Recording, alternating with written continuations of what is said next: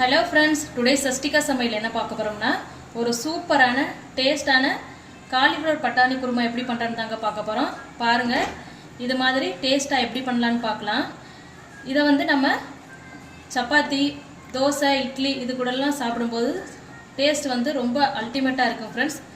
பாருங்கள், இது மாதிரி எப்படி பண்ணலான்னு வாங்க வீடியோக்குள்ளே போய் பார்க்கலாம். வீடியோக்குள்ளே போகிறதுக்கு முன்னாடி மறக்காமல் நம்ம சேனலை சப்ஸ்கிரைப் பண்ணி வச்சுக்கோங்க. அப்போ தான் நான் போகிற வீடியோஸ் உங்களுக்கு நோட்டிஃபிகேஷனாக வரும். மறக்காமல் பக்கத்தில் இருக்கிற பெல் ஐக்கானையும் கிளிக் பண்ணுங்கள் ஃப்ரெண்ட்ஸ். வாங்க வீடியோக்குள்ளே போகலாம்.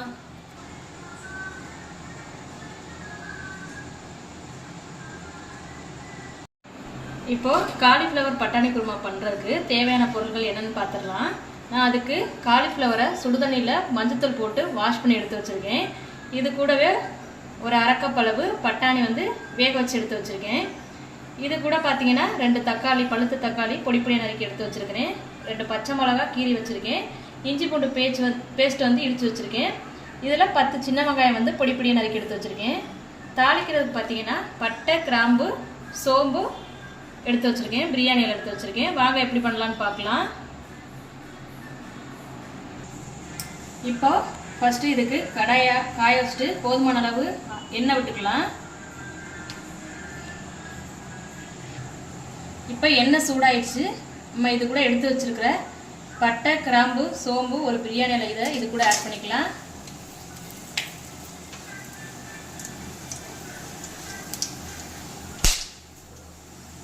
இப்போ பொரிஞ்சதும் இப்போ இது கூட எடுத்து வச்சிருக்கிற சின்ன வெங்காயத்தை ஆட் பண்ணிக்கலாம். வெங்காயம் நல்லா பொன்னிறமாக நல்லா வதக்கிக்கலாம். இப்போ வெங்காயம் நல்லா வதங்கிருச்சு ஃப்ரெண்ட்ஸ். இப்போ நம்ம எடுத்து வச்சிருக்கிற பச்சை மிளகாயை இது கூட நம்ம ஆட் பண்ணி அதை கிளறி விட்டுக்கலாம். இப்போ இது கூடவே நம்ம எடுத்து வச்சிருக்கிற இஞ்சி பூண்டு பேஸ்ட்டையும் இது கூட நம்ம ஆட் பண்ணிக்கலாம்.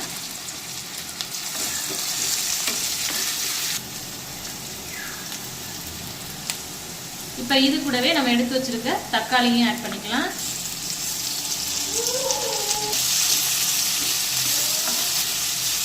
இப்போ இதை நல்லா கிளறி விட்டுக்கலாம். இப்போ பார்த்தீங்கன்னா தக்காளி நல்லா வதங்கி வந்துருக்கு.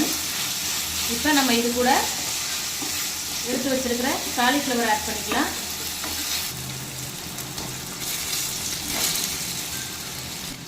இப்போ இதை நல்லா கிளறி விட்டுக்கலாம்.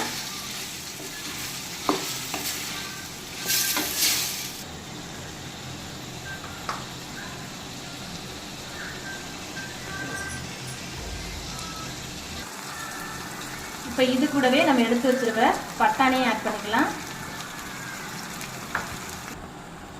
இப்போ அதை நல்லா கிளறி விட்டுக்கலாம்.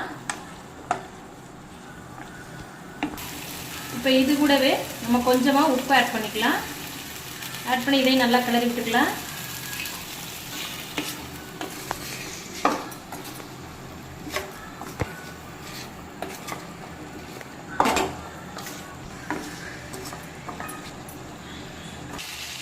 இப்போ பார்த்தீங்கன்னா இதை நல்லா கிளறி விட்டுக்கலாம். இது எண்ணெயிலே காலிஃப்ளவர் ஓரளவு வெந்து வரட்டும். அது வரைக்கும் நல்லா கிளறி விட்டுக்கலாம்.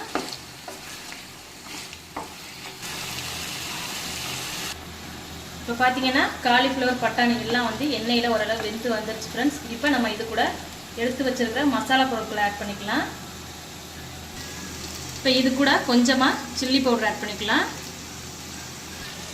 இது கூடவே கொஞ்சமாக கரம் மசாலா, இது கூடவே குழம்பு மிளகாய் தூள் ஆட் பண்ணிக்கோங்க. நீங்கள் காரத்துக்கு தகுந்த மாதிரி ஆட் பண்ணிக்கோங்க. இப்போ இதை நல்லா கிளறி விட்டுக்கலாம்.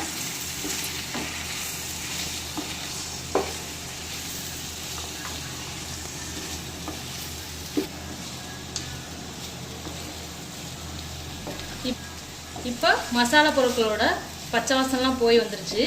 இப்போ நம்ம இது கூட கொஞ்சமாக தண்ணி ஊற்றி ஒரு 10 நிமிஷத்துக்கு இதை நல்லா வேக வச்சு எடுத்துக்கலாம்.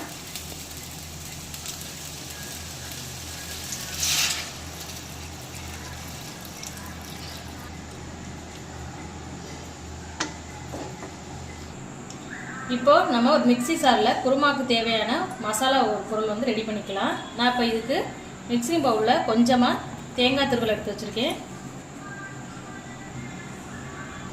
இப்போ இது கூடவே 4 முந்திரி ஆட் பண்ணிக்கலாம். இது கூடவே 2 ஏலக்காய் ஆட் பண்ணிக்கலாம். கொஞ்சமாக சோம்பு ஆட் பண்ணிக்கலாம். இப்போ இதை நல்லா ஃபைன் பேஸ்ட்டாக அரைச்சி எடுத்துக்கலாம். இப்போ குருமாவுக்கு தேவையான பேஸ்ட் வந்து நம்ம ரெடி பண்ணிட்டோம் ஃப்ரெண்ட்ஸ். வாங்க இப்போ அதை கூட ஆட் பண்ணிக்கலாம். இப்போ பார்த்தீங்கன்னா நம்ம வேக வச்சுருந்த காலிஃப்ளவரை ஓப்பன் பண்ணி பார்த்துடலாம். பாருங்கள் ஃப்ரெண்ட்ஸ், காலிஃப்ளவர் பட்டாணி எல்லாம் நல்லா வெந்து வந்துருச்சு.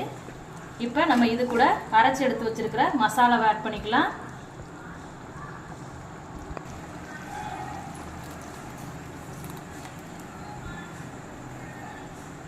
மசாலாவை ஆட் பண்ணிட்டோம். இதை நல்லா கிளறி விட்டுக்கலாம்.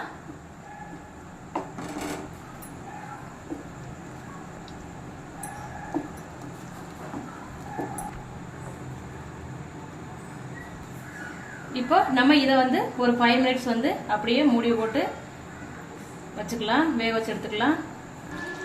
இப்போ பார்த்தீங்கன்னா 5 நிமிஷம் ஆயிடுச்சு ஃப்ரெண்ட்ஸ். பாருங்கள், நமக்கு சூப்பரான காலிஃப்ளவர் பட்டாணி குருமா வந்து ரெடி ஆயிடுச்சு ஃப்ரெண்ட்ஸ். இப்போ இது கூட நம்ம கடைசியாக கொஞ்சமாக மல்லித்தலை தூவி அடுப்பை ஆஃப் பண்ணிடலாம்.